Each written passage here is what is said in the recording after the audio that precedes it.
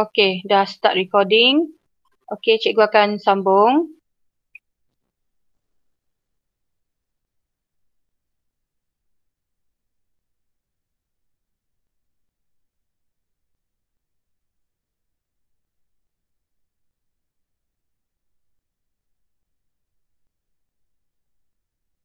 Okay, jadi hari ini kita akan masuk topik yang terakhir dalam bab ni.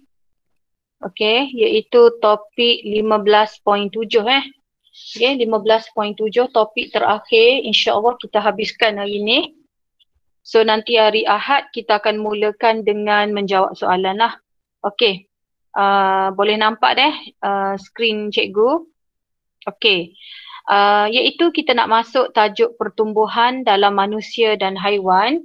Okey, apakah maksud pertumbuhan? Pertumbuhan ialah merupakan proses kekal, merupakan proses kekal serta tidak boleh berbalik. Maknanya kalau awak dah bertumbuh dari umur setahun, 2 tahun, 4 tahun, 18 tahun, awak dah tak boleh balik semula nak jadi baby, tak boleh. Jadi pertumbuhan ni ialah proses kekal dan dah tak boleh balik dah. Maknanya tak boleh nak balik jadi baby balik, tak boleh. Kenapa? Sebab pertumbuhan ni melibatkan pertambahan bilangan sel, melibatkan pertambahan saiz, melibatkan pertambahan isi padu dan melibatkan pertambahan jisim badan. Maksud cikgu, mungkin dulu awak sewaktu dilahirkan berat awak 3.0 kilo. Masa awak baby, mak awak melahirkan awak 3.0 je. Lepas tu awak dah naik darjah 6, berat badan awak 32. Katakanlah ikut comel je masa tu. Okey, tu darjah 6. Kemudian sekarang dah naik tingkatan 4, berat badan awak 50 kilo. So nampak tak? Awak dah bertambah dari segi bilangan sel awak dah kehor banyak. So bila bilangan sel kehor banyak, saiz awak pun automatik jadi besar. Lepas tu isi padu awak bertambah. Begitu juga dengan jisim badan awak. Jadi awak dah melalui proses pertumbuhan. Pertumbuhan juga melibatkan pembezaan dan pengkhususan sel serta kerencaman bentuk dan fungsi sel. Okey, mungkin awak, cikgu pernah beritahu awak, sel awak dulu semua sel sama je. Katakan contoh ni sel, semua sama. Okey, kemudian sel ni, dia masa tu dia akan, salah gambar cikgu tu. Dia start dengan satu sel dulu. Okey, satu sel dulu. Okey, kemudian satu sel tu, dia akan membahagi. Okey, dia akan membahagi jadi 2. 2 jadi 4. 4 jadi 8. 2 sama. Dia tak boleh membahagi lebih daripada tu. Dia kena membahagi 2 sama. Maknanya 2. Setiap satu 2 jadi 4. Setiap satu pula 2 jadi 8. Jadi dia setiap sel ni dia akan membahagi dulu. Bila dah siap membahagi, dia akan memanjang. Dia akan jadi panjang pula dah sel tu. Katakan contoh bulat ni dah jadi panjang dah. Dia akan masuk zon pemanjangan. So cikgu buat tambah. Okey, dia memanjang. Lepas siap memanjang, dia akan masuk zon ADMAC. Zon ADMAC. Apa dia? DYDX. Apa dia DYDX ni? Pembezaan. Apa cikgu kata gitu? Okey, tengok balik deh. Mula-mula dia ni mari daripada sel biasa. Lepas tu sel biasa saat ni membahagi jadi banyak. Lepas jadi banyak, dia akan masuk zon panjang. Dia pun panjang. Sebab tu awak bertambah saiz, bertambah isi padu apa semua tu. Okey, lepas tu sel awak tu akan masuk zon pembezaan. Maknanya sel awak tu sudah membeza. Membeza dari segi apa? Membeza dari segi bentuk, membeza dari segi fungsi. Tadi sel biasa, kemudian dia dah jadi sel sperma, maka ada dalam ureter. Kalau katakan dia dah membeza jadi sel ovum, dia ada dalam retina. Dia membeza ni maksud dia membeza dari segi bentuk. Bila bentuk berbeza, maka fungsi dia pun berbeza. Jadi itulah proses yang dilalui oleh sel, iaitu dia akan membahagi, memanjang, membeza. Bila berbeza, maka berbezalah dari segi bentuk dan fungsi. Okey, pertumbuhan organisma penting untuk perkembangan dan kematangan sistem-sistem badan. Jadi kenapa kita ni kena bertumbuh? Supaya sistem badan kita akan makin matang. Organ makin matang. Okey? Okey, bagaimana kita nak tahu berlaku pertumbuhan? Jadi, dia ada parameter. Parameter ni ialah unit ataupun kita nak tengok dari segi apa nak tahu orang itu berlaku pertumbuhan. Kita nak tahu haiwan tu bertumbuh, kita nak tengok dari segi apa. So, kita panggil dia parameter. Jadi, parameter ni yang digunakan untuk mengukur pertumbuhan ada 3 deh. Parameter yang digunakan. Okey, so ada pelajar nak masuk. Sekejap cikgu kena back balik sekejap.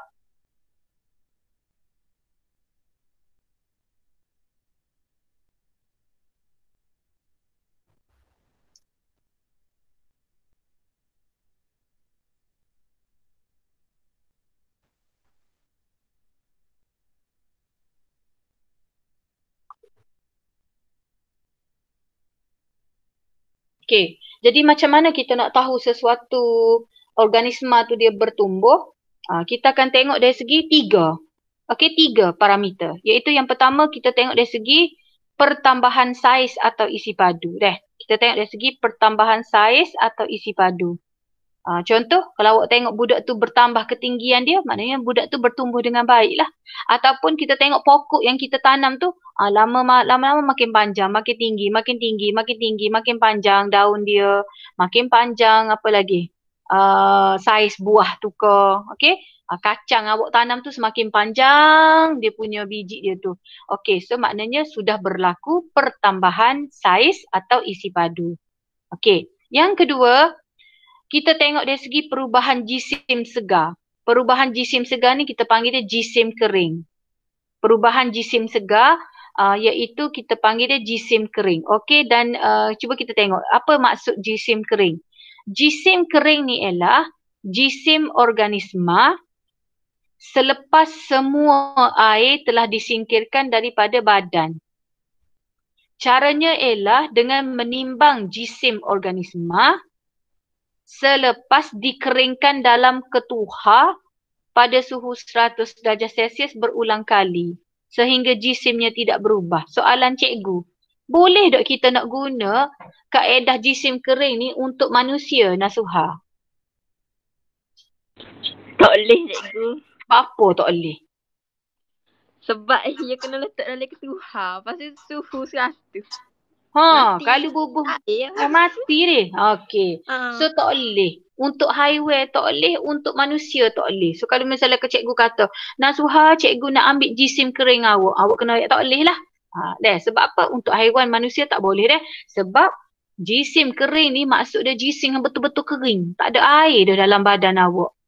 Okey, selepas semua air disingkirkan daripada badan. Macam mana cara kita nak singkir air? Kita kena keringkan organisma tu di dalam ketuhar suhu 100 darjah Celsius berulang kali, Kak. Buat sekali, buat 2 kali, buat 3 kali. Sampai jisim dia tidak berubah, maknanya air dah tak ada dalam badan. Okey, jadi kelemahan mengukur menggunakan jisim kering ni, kelemahan dia ialah kita perlu membunuh organisma tu dulu. Jadi sesuai dia untuk manusia dan tumbuhan? Untuk manusia dan haiwan tak sesuai. Kaedah ni hanya sesuai untuk tumbuhan sahaja. Okey, katakan cikgu kata, okey Nasuha, cikgu nak jisim kering pokok lalang. Bolehlah. Jadi Nasuha akan keringkan pokok lalang tu dalam ketuhar beberapa kali guna suhu 100 darjah Celsius, maka bila kita dapat jisim tu memang tepat. Hanya untuk tumbuhan sahaja. Lepas tu untuk manusia kita nak guna jisim apa? Kita boleh guna jisim segar. Okey, jisim segar ni boleh diukur pada bila-bila masa dan organisma tidak perlu dibunuh. Katakan cikgu kata, okey Najma, cikgu nak ambil jisim segar Najma. Bolehlah. Dia boleh diukur pada bila-bila masa dan cikgu tak perlu bunuh Najma. Okey, namun ada keburukan dia. Kaedah ni kurang tepat kerana kandungan air di dalam badan dipengaruhi pengambilan air oleh organisma tersebut. Maknanya kalau cikgu ambil jisim segar Najma, tak tepat, kurang tepat bacaan dia. Sebab berat Najma, yang awak timbang berat pagi-pagi tu jisim segar lah tu. Okey, jadi adakah jisim awak tu tepat? Awak percaya kau awak ni berat 50? Sebab berat 50 tu dipengaruhi juga oleh pengambilan air dalam badan. Kalau tak silap cikgu lah ya, untuk 1 kilogram ni, untuk 500 ml air dia akan menambah 0.1 ke kilogram. Macam tu lah, nanti cikgu cari maklumat tu. Cikgu pun lupa dah. Naknya awak minum 500 ml tu dia akan bertambah seberapa banyak pula jisim badan awak. Okey, jadi untuk manusia dan haiwan, kita hanya guna jisim segar. Tetapi sayangnya dia kurang tepat. Jelas Jadi ada 3 cara untuk kita tahu sesuatu organisma tu bertumbuh atau tidak. Yang pertama, kita tengok dia bertambah saiz atau isi padu ke tak. Yang kedua, kita boleh guna jisim kering. Yang ketiga, kita boleh guna jisim segar. Jelas Okey. Kemudian, pertumbuhan serangga. Okey, pertumbuhan serangga ni payah sikit. Apa payah? Sebab serangga dia tak sama macam manusia kerana organisma serangga ni dia ada rangka luar. Macam kita ni rangka duduk dalam. Jadi bila kita bertumbuh, kita akan bersama dengan tulang kita. Besar sekali. Maksudnya kita akan bersama-sama tumbuh dengan tulang kita tu. Tetapi untuk serangga, dia payah. Sebab dia ada rangka luar. Rangka dia duduk di luar. So, serangga mengalami pertumbuhan yang berbeza.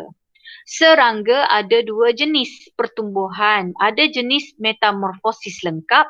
Ada yang jenis metamorfosis tak lengkap. Okay, now kita nak tengok.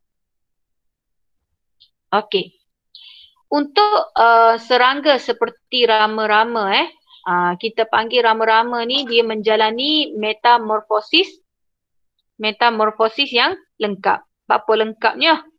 Sebab dia ada 4 peringkat pertumbuhan. Awak dah belajar masa tadika lagi ni. Bermula dia jadi peringkat telur. Nampak telur dia akan melekat dekat daun Tu telur rama-rama lah tu. Telur beluncas. Okay, daripada telur dia akan jadi larva. Larva tu beluncas lah. Okay. Larva tu beluncas Okey, lepas tu dia kata beluncas menetas daripada telur. Okey, nampak? Telur banyak-banyak tu dia akan jadi menetas, jadi beluncas larva. Dan larva beluncas tu dia sekejap je dia boleh makan daun. Sebab tu daun pokok bunga awak tu habis tinggal batang je. Ya dah tu. Okey, lepas tu beluncas mula menjadi pupa. Nampak? Dia dah jadi pupa dah. Okey? Dan semasa dia dalam pupa ni dia akan berkembang dengan pesat. Lepas tu dia akan keluar menjadi rama-rama yang cantik. Dan pada masa tu sayap dia masih lembut dan berlipat-lipat. Dan kemudian rama-rama tu membesar menjadi dewasa. Boleh? So dia ada 4 peringkat. Jadi kalau serangga tu mengalami 4 peringkat, telur, larva, pupa, dewasa, maka kita panggil metamorfosis lengkap. Jadi dia agak payahlah kita nak tahu pertumbuhan dia. Dia tak sama macam kita. Macam kita ni nampak besar kan, bertumbuh lah tu. Tapi cuba tengok rama-rama ni. Payah daripada telur, lepas tu dia menetas jadi beluncas, lepas dia masuk dalam pupa pula, lepas keluar. Payah. Okay, seterusnya. Kalau belalang dan beberapa serangga lain, belalang menjalani metamorfosis tak lengkap. Apa tak lengkap? Sebab dia tak ada 4 peringkat tadi. Metamorfosis dia tak lengkap. Okey, apa cik kata tak lengkap Cuba tengok. Mula-mula dia akan jadi telur. Okey. Lepas tu telur tu akan menetas menjadi nimfa. Jadi kalau awak jumpa anak-anak belalang tu, kita panggil dia nimfa. Anak lipas, nimfa. Ingat kalau anak-anak ni lipas, anak belalang, anak cengkerik, kita panggil nimfa. Lepas tu, nimfa tu macam mana dia nak jadi belalai besar? Jadi bila dia nak jadi belalang besar, dia tak boleh besar macam kita. Dia kena saling dulu rangka luar dia. Dia kena buang rangka dia, kulit dia hak lama. So kita panggil saling kulit tu ialah ekdisis. Tak tu? Setiap kali dia nak membesar, dia kena saling kulit dulu. Masuk umur setahun. Lepas tu nak masuk umur 2 tahun, dia saling kulit pula. Saling kulit ni kita panggil ekdisis. Jadi, dia akan buat ekdisis ni banyak-banyak kali. Dia akan buat ekdisis umur setahun, umur 2 tahun, umur 3 tahun. Sampailah dia jadi dewasa. So, maknanya dia akan buat ekdisis ni banyak kali sampai dia jadi dewasa. Dia tak buat ekdisis dah. So, apa maksud ekdisis? Saling kulit. Boleh? Faham dah? Jadi itulah cara dia bertumbuh. Kita senang je bertumbuh gini je. Tapi serangga dia kena saling kulit dulu. Bila dia saling kulit bukan bermakna dia mati dah. Bermakna dia sedang bertumbuh. Awak kena ingat gitu. Kalau awak jumpa kulit lipas tu, bukan lipas mati tu. Maknanya lipas tu sudah bersaling kulit. Dia dah capai umur setahun pula umur baru dia. Okey. Cikgu lupa lah. Cikgu tak ada gambar benda tu sini. Okay, sekejap cikgu cari. Ni gambar dia saling kulit. Nampak? Ni gambar dia saling kulit. Ni kulit lama dia. Ni dia dah keluar dengan kulit baru. So kalau awak jumpa kulit baru ni, maknanya bukan dia mati dah. Maknanya dia sudah mencapai 1 tahun umur dia yang baru dah. Okay, so kita panggil ekdisis. Okay, sekarang kita nak masuk yang ni. Fasa pertumbuhan dalam lengkung pertumbuhan sigmoid manusia dan haiwan. Okey. Lengkung pertumbuhan didapati dengan memplotkan parameter pertumbuhan melawan masa. Kalau kita nak tahu bertumbuh ke tak, biasanya kita akan buat graf. Okey, kita akan buat graf pertumbuhan lawan masa. Contoh awak nak tahu adik awak bertumbuh ke tak, awak ambil lah graf dia bertumbuh ketinggian dia, ikutlah awak nak ambil ketinggian ke, berat badan ke, lawan masa, umur setahun, umur 2 tahun, umur 3 tahun, siapa umur berapa tahun. Okey. Ataupun awak nak ambil, awak nak tahu ketinggian pokok, awak ambil lah ketinggian pokok lawan masa, berapa bulan, 6 bulan. Awak nak tahu pokok tu bertumbuh ke tak. Maka, bila awak buat graf, awak akan dapati lengkung ni sama je untuk manusia ke, haiwan ke, tumbuhan ke, kecuali serangga dok deh. Okey, awak akan dapat graf bentuk sigmoid. Awak akan dapat graf bentuk sigmoid. Apa dia bentuk sigmoid? Bentuk sigmoid ni maksud dia bentuk S. Lebih kurang gitu. Bentuk macam S ke tu? Okey, so kita panggil bentuk sigmoid. Pertumbuhan berlaku secara beransur-ansur dan selanjar. Memang letih lah sebab benda ni berlaku sikit. Berlaku secara beransur-ansur dan selanjar. Selanjar tu maksudnya dia akan terus bertumbuh dah. Okey, kemudian terdapat 6 fasa. Dalam graf ni pula kita boleh bahagikan kepada 6 fasa, iaitu dia bermula dengan fasa permulaan, fasa baby, orang panggil fasa permulaan. Lepas tu fasa awak remaja kita panggil fasa pertumbuhan pesat. Kanak-kanak hingga remaja tu fasa pertumbuhan pesat. Fasa remaja betul-betul kita panggil fasa pertumbuhan perlahan. Fasa cikgu ni orang panggil fasa matang. Lepas tu masuk umur 50 lebih tu orang panggil fasa penuaan. Dan hak tua sungguh tu orang panggil fasa kematian. Jadi cikgu sama ke untuk haiwan lain pun sama. Kalau rimau ke singa ke, dia semua bermula dengan baby ke. So fasa permulaan. Lepas tu dia jadi anak singa, fasa pertumbuhan pesat. Lepas tu dia jadi singa remaja, fasa pertumbuhan perlahan. Lepas tu dia jadi supaya cikgu singa backing ni, fasa matang. Lepas tu dia jadi singa tua, fasa penuaan. Sekali tunggu mati, fasa kematian. So sama je. Jadi ayatnya dalam graf pertumbuhan ni dia ada 6 fasa. Okey, so kita baca sasa. Fasa permulaan ni ialah kadar pertumbuhan adalah rendah kerana melibatkan pembahagian sel dan pemanjangan sel yang sedikit. Merupakan satu fasa penyesuaian dengan sumber baharu yang wujud di persekitaran. Jadi sebab tu kalau awak tengok fasa permulaan baby tu, awak tengok adik awak lebih kurang je. Lambatnya baby nak besar. Sebab perlahan. Kadar pertumbuhan dia rendah. Kenapa? Sebab pembahagian sel dan pemanjangan sel dia sedikit je. Sebab tak awak tengok adik awak sebulan ke, 2-3 bulan ke lebih kurang je. Okey, jelas dah. Okey, bila dia masuk fasa kanak-kanak, fasa kanak-kanak ni 4 tahun, 5 tahun, awak tengok dia laju dah. Okey, awak tengok dia laju dah. Apa dia? Iaitu fasa pertumbuhan pesat. Fasa pertumbuhan paling cepat. Okey? Sebab apa? Sebab masa tu pembahagian sel dan pemanjangan sel berlaku dengan aktif. Sel dia membahagi dengan banyak, pemanjangan sel pun berlaku dengan aktif. Menyebabkan saiz organisma bertambah dengan cepat. Sebab tu kalau awak tengok adik awak bila dah naik 3 tahun ke atas, 4 tahun ke atas tu, 4 tahun tu kita panggil kanak-kanak deh. Awak dah tengok dia cepat dah. Okey. Sebab dia fasa pertumbuhan pesat. Kemudian dia masuk fasa pertumbuhan perlahan. Apa perlahan? Awak dah jadi remaja. Okey, awak dah masuk peringkat remaja. Okey. So masa remaja kadar pertumbuhan lambat dah. Makin perlahan dah. Okey, dan berlaku pada kadar yang tetap. Apa cikgu kata berlaku pada kadar yang tetap? Perempuan, wanita, dia berhenti membahagi umur 12. Dia berhenti bertumbuh, bukan membahagi. Dia berhenti bertumbuh umur 16. So kalau dia setinggi itu, itulah ketinggian dia. Kalau Najmah setinggi itu, itulah ketinggian Najmah. Setakat tu je lah Najmah. Setakat ni belah je kita bertumbuh. Kalau lelaki, dia akan bertumbuh, dia ada peluang sehingga umur 19. Jadi sebab apa lagu tu cikgu? Sebab sekarang kita dah masuk fasa pertumbuhan perlahan. Jadi awak dah mencapai, sel sudah mencapai saiz maksimum. Sel mengalami pembezaan yang menghasilkan kerencaman sel. Maknanya setakat tu sahaja dia membahagi. Dia membeza setakat itu saja. Dia sudah kerencaman, maksudnya dia sudah tetap dah. Duduk setakat tu je. Boleh deh? Okey. Kemudian, dah masuk fasa cikgu dah. Okey, panggil fasa matang. Okey, sebab apa? Sebab organisma dah mencapai peringkat matang.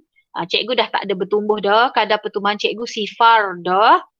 Kadar pembahagian sel sama dengan kadar kematian sel. Sebab apa? Matang dah. Maknanya dia membahagi sama dengan kematian sel. Maksudnya kalau katakan contoh sel pipi cikgu ni, sel pipi cikgu yang mati hari ni berapa? 50. Sama juga dengan bilangan sel yang dia membahagi pun 50. Maknanya dia top up bilangan yang habis tu. Okay. Pembahagian sel berlaku hanya untuk menggantikan sel mati, sel rosak je. Okey, pembahagian sel hanya berlaku untuk menggantikan tisu-tisu yang rosak atau mati. Dia bukan untuk menggantikan sel untuk membesar dah. Dia tak jadi besar dah. Tetapi dia hanya untuk ganti tisu yang rosak atau mati. Kemudian cikgu akan masuk fasa penuaan. Pada masa tu kadar pertumbuhan negatif. Sebab apa cikgu kata kadar pertumbuhan negatif? Awak perasan ke tak bila orang tu dah semakin berusia, awak perasan ke tak ketinggian dia mula berkurang. Dia jadi bongkok. Bila dia jadi bongkok, maksudnya kadar pertumbuhan dia negatif. Dia kau rendah dah tu. Okey? Organisma mengalami penuaan. Kemudian bila masuk fasa kematian, dia akan tua, dia mula ada penyakit, dia mula tak lalu makan, kekurangan sumber makan dan akhirnya membawa kematian. Sebab itulah bila you tengok graf ni, you perasan ke tak graf ni turun? Perasan ke tak graf ni semakin turun tu? Sebab apa dia turun? Yalah sebab ni dah ni. Dia dah masuk fasa penuaan. Masuk kematian, penuaan tu dah nak turun dah. Sebab pertumbuhan negatif dah. Lepas tu, tak cukup, tak lalu makan, ada penyakit apa semua, mati. Sebab tu kita dapat graf bentuk macam ni. Orang panggil graf bentuk sigmoid. Okay, seterusnya. Kalau lengkung graf pertumbuhan untuk serangga lain. Cuba tengok. Graf untuk serangga dia lain. Dia bukan bentuk sigmoid. Sebaliknya dia bentuk tangga. Dia lain. Dia kalau serangga, dia lain graf dia. Dia bentuk tangga deh. Okey, so kita baca. Dia kata serangga. Sekejap cikgu nak pilih highlight sekejap. Okey, serangga seperti belalang. Sebab apa belalang? Sebab dia metamorfosis tak lengkap tadi ke? Mempunyai rangka luar keras yang dibina daripada kitin. Ingat rangka luar keras, kitin. rangka luar tidak membesar selaras dengan pertumbuhan haiwan. Maknanya dia bukan macam kita. Kita membesar sekali dengan tulai kita. Tapi dia dok. Dia rangka tu dia tak boleh membesar sekali dengan pertumbuhan badan dia. Jadi bagi membolehkan pertumbuhan dan perkembangan, serangga ni perlu menanggalkan rangka luar dia yang keras. Dia kena saling kulit dulu. Proses penyalinan rangka luar haiwan yang membolehkan pertumbuhan dan perkembangan berlaku dikenali sebagai ekdisis. Jangan panggil saling kulit. Kita saling kulit ni orang ni je. Awak panggil ekdisis. Dan proses ekdisis dikawal oleh hormon. Awak jangan ingat manusia je ada hormon. Haiwan pun ada hormon juga. Okey, so kita tengok dah macam mana dia buat ekdisis. Proses ekdisis berlaku secara berkala. Berkala tu maksud dia ke cikgu? Yalah, maksud dia nak masuk umur setahun dia buat ekdisi, masuk 2 tahun buat ekdisi, masuk 3 tahun, 4 tahun, 5 tahun sampai dia dewasa. Proses pertumbuhan tidak selanjar dan dia adalah berbentuk tangga. So you tengok cantik ke tangga dia? Okey, kalau awak tengok sini berapa kali dia buat ekdisi? Sekali, 2 kali, 3 kali, 4 kali, 5 kali. Serangga ni buat 5 kali saling kulit, barulah dia masuk peringkat dewasa. Dewasa tak saling kulit dah deh. Okey. Bahagian mendatar graf menandakan pertumbuhan sifar. Awak nampak tak ni? Masa dia mendata ni, dia tidak bertumbuh. Sebab cikgu dia tak bertumbuh. Masa dia saling kulit je dia akan bertumbuh. Jadi masa dia mendata ni, graf ni mendata, dia duduk still badan dia gitulah. Dia tak akan bertumbuh. Pada peringkat ini, peringkat mendata tu kita panggil insta. Insta. So dia ada berapa kali insta? So 2, 3, 4, 5. Peringkat 5 kali insta. Itu maknanya dia tidak akan bertumbuh. Dia hanya bertumbuh bila dia saling kulit. Pada semasa insta ni, serangga tidak mengalami pertambahan panjang badan. Sebab tu dia mendata. Dia tak bertumbuh. Garisan menegak graf mewakili pertumbuhan secara mendadak. Tapi bila naik je gerah ni, sekejap cikgu tukar pen. Bila naik je gerah gini, maknanya dia tengah pertambahan badan dia mendadak adalah. Sebab apa cikgu pertambahan badan dia mendadak? Okey. Cikgu nak awak tengok yang ni. Awak nampak tak sini dia buat ekdisi. Hujung tangga ni semua ekdisi. Jadi bila dia lepas dia saling kulit, okey. Dia akan mendadak naik buat badan dia. Dia akan bertambah pertumbuhan dia. Okey. Lepas tu dia pun stop lah. Sebab apa? Sebab dia nak tunggu saling kulit dah. Bagi saling kulit pula.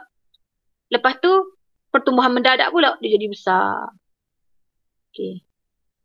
Sebab apa cikgu besar? Sebab masa tu kulit rangka dia makin keras dah. Keras nak kerah dah. So bila betul-betul dah rangka dia betul-betul kerah, dia straight dah. Dia tidak bertumbuh dah. Lepas tu dia saling kulit.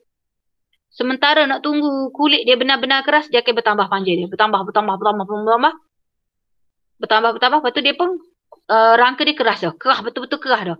So dia tak bertambah. Dia faham ke tak tu?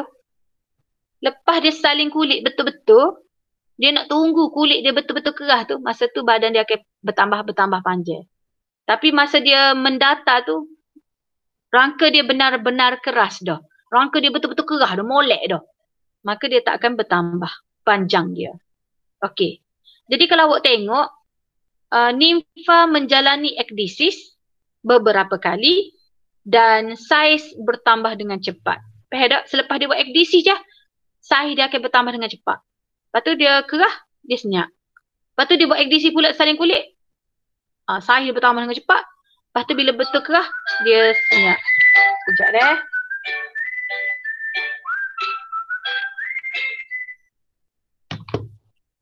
Okey. Proses ekdisis berlaku beberapa kali sehingga dia mencapai peringkat dewasa. So bila dah dewasa, dia tak akan bertambah dah panjang dia. Okey. Jelas deh. Okey, kemudian bagaimana dia nak buat ekdisis? Okey, nanti cikgu akan hantar link YouTube yang menunjukkan proses ekdisis. Awak boleh tengok dah ekdisis. Okey, jadi bagaimanakah ekdisis berlaku? Bagaimana cara dia nak buat ekdisis? Okey, bila dia nak buat ekdisis, sebenarnya masa dia duduk dalam rangka lama ni, sebenarnya rangka baru dia sudah terbentuk.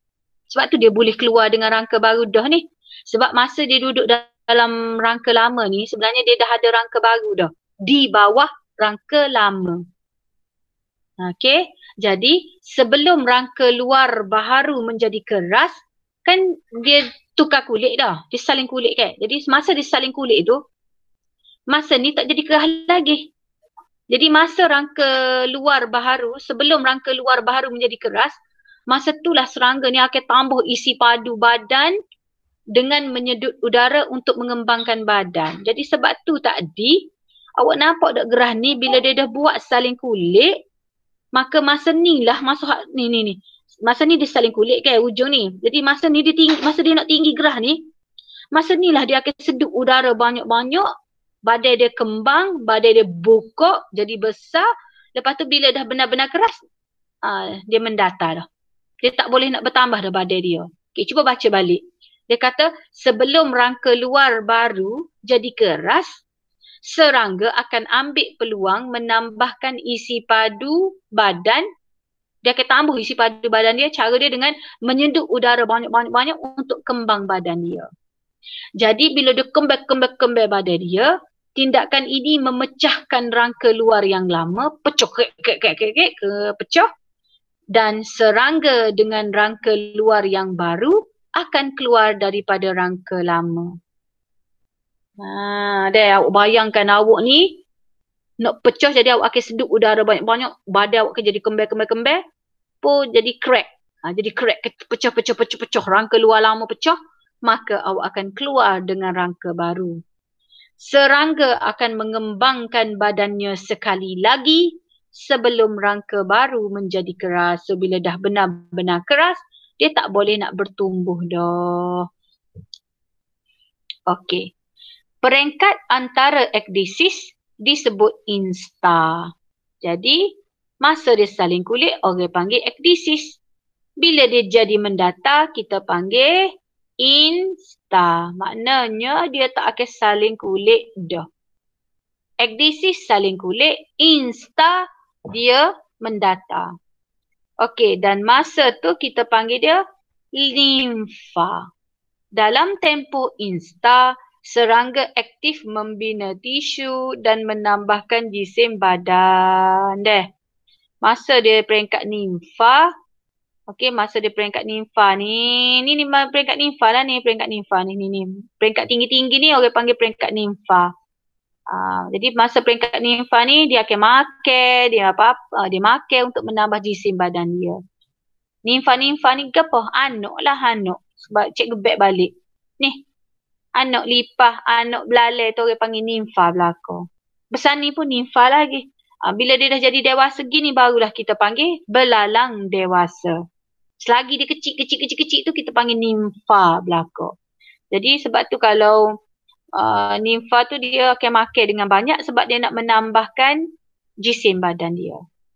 Boleh Okey. Soalan formatif.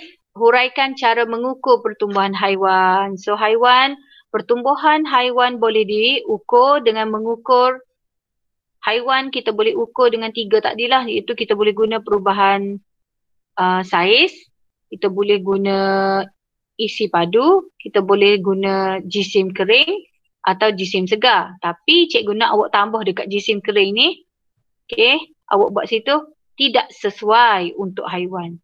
Sebab dia ni dia nak haiwan. Cuma awak tambah dari kurungnya tidak sesuai. Sebab apa? Bagi sebab. Okey? Nombor 2. Jelaskan perbezaan antara metamorfosis lengkap dengan metamorfosis tak lengkap. Kalau metamorfosis lengkap, dia ada 4 peringkat. Gapo? Telur, larva, pupa, dewasa. Metamorfosis tak lengkap, dia tidak mempunyai 4 peringkat dan serangga tu mesti menjalani ekdisis. Okey, jelaskan peristiwa yang berlaku semasa fasa pertumbuhan pesat. You cerita je lah. Fasa pertumbuhan pesat ni, fasa pertumbuhan paling cepat, pemanjangan sel dan pembezaan sel berlaku dengan aktif, saiz organisma bertambah dengan cepat. Soalan 4. Mengapakah serangga perlu menjalani ekdisis? Ekdisis ni ke apa? Saling kulit. Iaitu dia kena saling rangka luar dia. Sebab apa? Untuk membolehkan pertumbuhan dan perkembangan berlaku. Sebab kalau dia tak saling kulit, dia nak jadi besar macam mana dah. Okay, so kita sudah habis. Ada nak tanya? Okay, kalau tak ada nak tanya, ataupun you all nak tanya cikgu, you all boleh PM cikgu. Kerja rumah awak, nanti dulu jangan left lagi. Kerja rumah awak ialah, awak ada buku Amazing ke?